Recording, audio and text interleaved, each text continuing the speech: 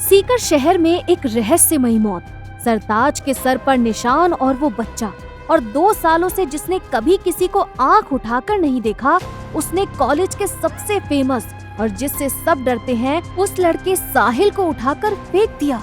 ये बात किसी को हजम नहीं हो रही थी। सरताज सामने गिरे हुए साहिल को एकटक देखे जा रहा था। साहिल की आंखों में गुस्से की आग और सरताज की आंखों में एक अजीब सा डर दिखाई दे रहा था। अचानक से साहिल की आंखों में एक सवाल सा उभर रहा था और तभी एक चेहरा सरताज के पीछे से बाहर आया, जिसे देखकर साहिल उठकर खड़ा हो गया और लड़खड़ाती हुई आवाज में बोला, हुजूर आप यहाँ? मैं तो बस।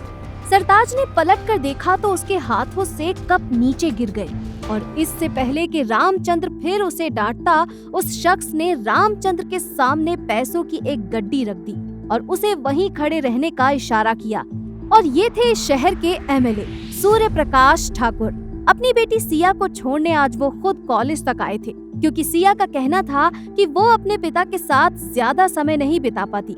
इसीलिए अपनी बेटी के लिए जमीन आसमान एक कर देने की हिम्मत रखने वाले सूर्य प्रकाश ने जब साहिल की बदतमीजी देखी तो उन्होंने अपने बॉडीगार्ड नहीं बल्कि खुद आकर साहिल को मजा चखाने का फैसला किया। बेचारा सरताज तो यहाँ टेबल पर रखे कप्स को टूटने से बचाने के लिए आया था। सरताज को पीछे करते हुए एमएलए सूर्य प्रकाश ने साहिल को बताया कि उसकी बेटी से बदतमीजी करने की सजा का ये ट्रेलर है। अगर उसने अपनी हरकतें नहीं रोकी तो वो पूरी पिक्चर दिखाना भी जानते हैं। एमएलए सूर्य प्रकाश वहाँ से चले गए और साहिल भी अपने माथे से खून को पोंछते हुए टपरी से बाहर चला गया। सिया ने एक नजर सरताज को देखा और वहाँ से जाने लगी। पीछे से उसे रामचंद्र के चिल्लाने की आवाज आ रही थी, जो सरताज को सब कुछ ठीक करने के लिए कह रहा था। शाम को 6 बजे रामचंद्र ने सरताज को 10 कप चाय कॉलेज के एक स्टाफ रूम में देकर आने को कहा और सरताज सर झुकाकर कॉलेज की तरफ बढ़ रहा था, ये जाने बिना कि वहाँ उसके साथ क्या क्या होने वाला है। सारे स्टूडेंट्स घर जा रहे थे और सरताज कॉलेज के स्टाफ रूम की तरफ बढ़ रहा था। वो अब कॉलेज के एक कॉरिडोर में था और सारी खाली क्लास को वो देखते हुए आगे बढ़ रहा था कि तभी वो एक इंसान से टकरा जाता है और जैसे ही सरताज ने उस इंसान को देखा, उसकी आंखें ब्राउन से लाल होने लग गई। अब सरताज के पूरे शरीर में एक करंट सा दौड़ रहा था, जो सिर्फ उसे महसूस नहीं हो रहा था बल्कि उसके पूरे शरीर पर दिखाई भी दे रहा था। सरताज की शर्ट अब जगह जगह से जलने लगी थी और सामने खड़ा वो शख्स सरताज की आंखों में आंखें डालकर एक मंत्र पढ़ रहा था। सरताज के माथे पर वो लाल रंग का निशान फिर से उभर रहा था और फिर अचानक उसने अपने गले में पहने ताबीज को हाथ लगाया और आंखें बंद कर ली और इतने में उसे आवाज आई, प्रोफेसर रक्षित, यहाँ है स्टाफ रूम, हम सब आपका इंतजार कर रहे हैं। प्रोफेसर रक्षित ने सरताज को देखा, जो बिल्कुल पहले जैसा लग रहा था। उसका शर्ट भी कहीं से जला हुआ नहीं था। सरताज ने भी आंखें खोलकर देखा तो सामने खड़ा ये प्रोफेसर उसे बिल्कुल आम आदमी की तरह दिखाई दे रहा था, जो कि वो बिल्कुल भी नहीं था। प्रोफेसर रक्षित वहाँ से चले गए और सरताज ने भी चाय की केतली स्टाफ रूम में रखी और बाहर आ गया। कॉलेज के बाथरूम में भागते हुए सरताज ने आईने में अपने आप को देखा और मन में खुद से कहा, नहीं, ये नहीं हो सकता, वो यहाँ नहीं आ सकता, मुझे कुछ करना होगा। सरताज, तुझे कुछ करना होगा। ये कहकर सरताज आंखें बंद करके कुछ मंत्र पढ़ने लगा।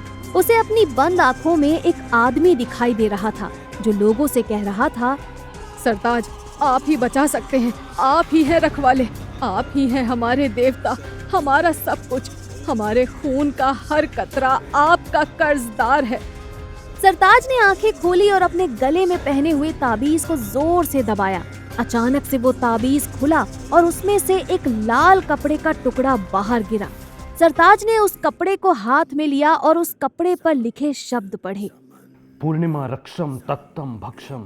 इतने में सिया की आवाज से सरताज एक बार फिर कांप उठा और उस लाल कपड़े को उसने अपनी मुट्ठी में जोर से दबा लिया और सिया ने सरताज से कहा, ये क्या कर रहे हो तुम और क्या बोल रहे थे? सिया की आवाज सुनकर सरताज का मानो खून सूख गया हो। उसने सिया से कुछ भी नहीं कहा, बल्कि उसे फिर से कुछ महसूस होने लगा। वही जो सिया के सामने आने पर उसे होने लगता है। वो कुछ कहता इससे पहले सिया वहाँ से चली गई। अपने आप को संभालते हुए सरताज ने बेसिन से कुछ पानी अपने हाथ में लिया और अपने चेहरे पर मारा। आईने में खुद को देखते हुए उसने कहा, ये क्या हो जाता है तुझे? वो एक साधारण लड़की है, उसे खुद से दूर रख, बहुत दूर। प्रोफेसर के साथ अभी अभी जो हुआ था उसे दिमाग में बार बार दोहराते हुए सरताज कॉलेज से निकलकर फिर से अपनी टपरी पर आया, जहां रामचंद्र अपने गुस्से को नाक पर लिए उसका इंतजार कर रहा था। सरताज समझ गया था कि कॉलेज से लौटने में उसे काफी देर हो गई।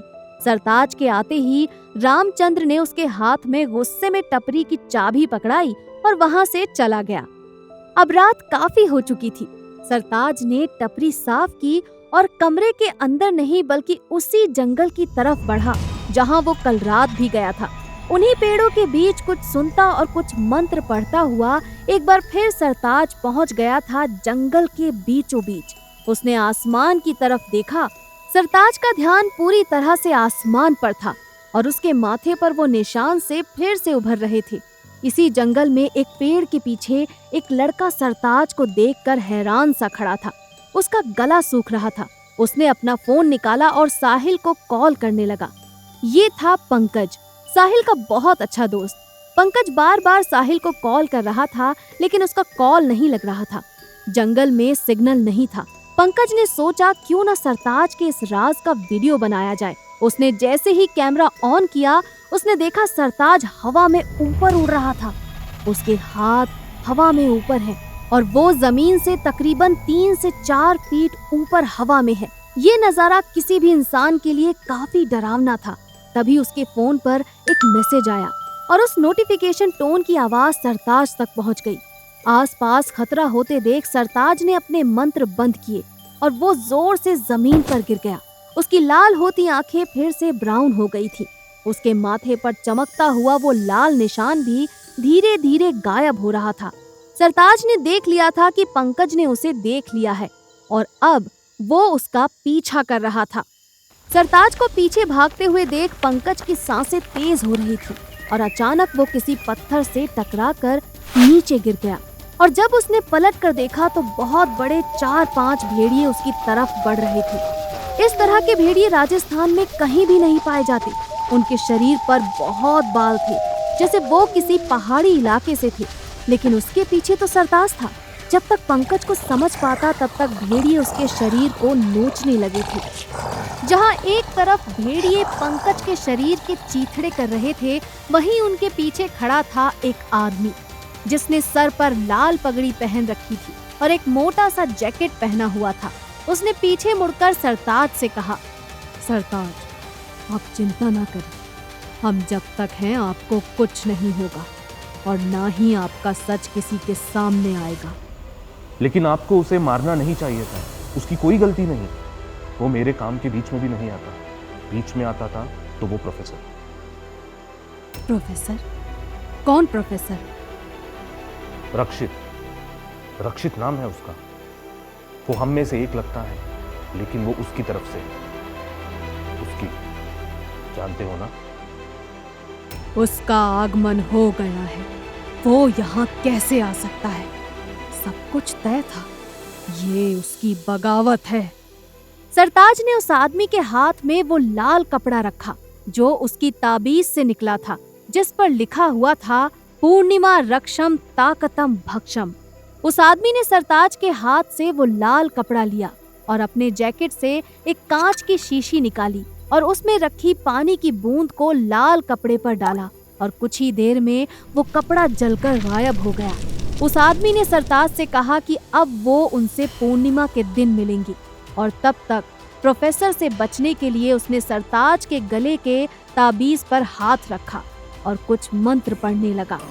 कुछ ही सेकंड्स बाद उस आदमी ने सरताज से कहा कि जितना हो सके प्रोफेसर से दूर रहे पूर्णिमा तक। अगर गलती से सरताज कहीं फंसता है तो उसे ताबीज का सहारा लेना होगा, लेकिन वो ये सिर्फ एक बार ही कर सकता है। ये कहकर उस आदमी ने भेड़िए को देखा और वहां से गायब हो गया। पंकज की लाश अब भी वहीं पड़ी थी और उसकी हालत बहुत बुरी थी। सरताज ने पंकज की लाश को एक नजर देखा और मन ही मन उससे माफी मांगते हुए उसके फोन को चेक किया और वीडियो डिलीट करके उसका फोन तोड़ दिया। एक बात और थी जो सरताज के दिमाग में घर कर गई थी और वो थी सिया। सिया ने सरताज को कॉलेज के बाथरूम में देख लिया था और फिर वो वहां से चली गई थी। सरताज सोच रहा था कि कहीं उसने तो कुछ नहीं देखा, अगर देखा ही होगा तो आखिर क्या देखा होगा, आखिर वो ये सब कुछ कैसे संभालेगा। ये सब सोचते हुए सरताज अपने घर यानी टपरी की तरफ चला गया।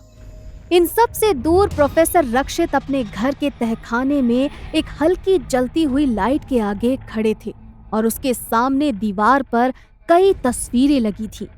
इस दीवार पर विशाल की भी तस्वीर थी जो महेंद्र प्रताप राठौर का बेटा था, जिसकी मौत के चर्चे पूरे शहर में फैले हुए थे।